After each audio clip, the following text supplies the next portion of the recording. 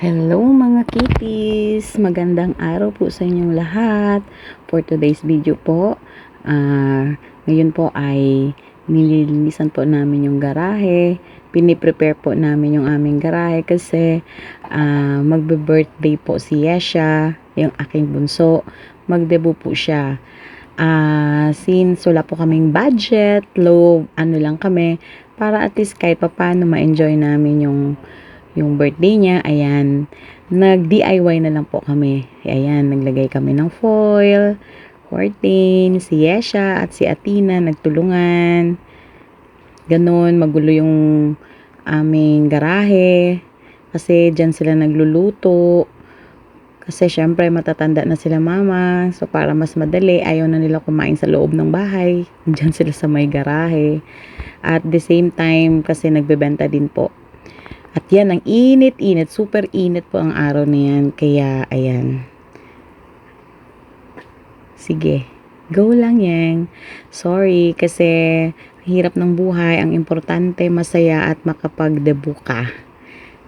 Masaya din naman siya. At least siya yung nag-ayos. 'Di ba? Titingnan po natin kung ano yung magiging ending ng aming pagdi-DIY ng kanyang Y2K theme debut party.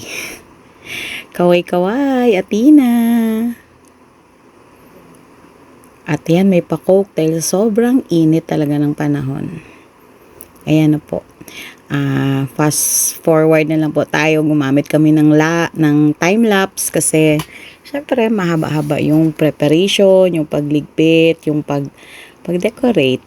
Ayan, pasensya na, magulo. Pero magiging maganda din naman yan mamaya-maya. Enjoy lang po kayo. Sana magustuhan nyo po yung aming video kung paano namin ginawa itong DIY na Y2K theme debut party ni Yesha. Hindi po tayo makagamit ng music dahil pinupula ni Lolo YouTube. Ayaw niya ng may music, kaya ayan, magvo-voice over na lang tayo. Ayan po, nilalagyan na ng balloon. Syempre ako taga mando, pero si Yesha din po talaga yung nag-decorate, pero tinutulungan ko lang siya kung paano gawin. Ayan. Meron kaming yung di kuryente na pang blow ng balloon para mas madali. Ayan po, bumili lang din po ako ng balloon kasi mas mura naman kasi pagka bibili ka. Syempre binili ko siya sa Shopee lang din po. Metallic na violet or purple ba at saka pink na metallic din. Hindi ko matandaan kung magkano yung presyo, pero mas mura siya kaysa magpagawa ka ng balloon. Ayan, ganun po.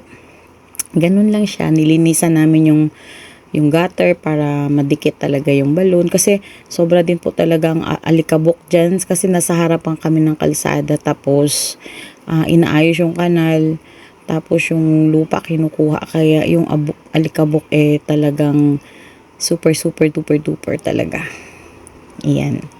May kasama kaming bata na magulo.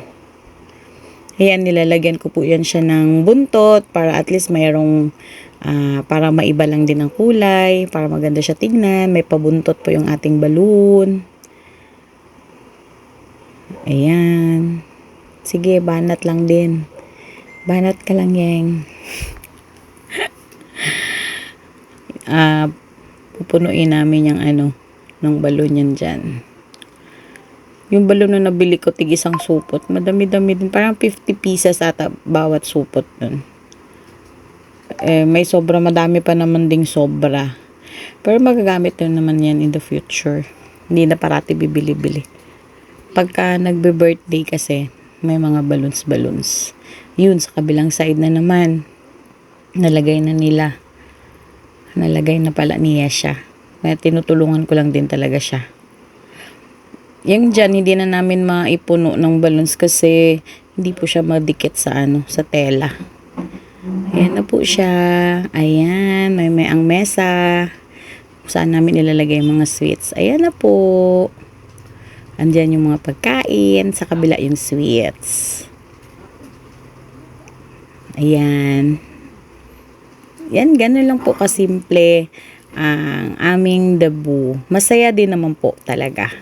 Hindi siya ganun kagarbo, hindi siya ganun ka parang sa restaurant, pero masaya naman. Happy birthday to you. Happy birthday. Bilisan mo! Happy birthday. Happy birthday to you. Make a wish. Make a wish. Woo! Yay! Ayan po, maraming salamat!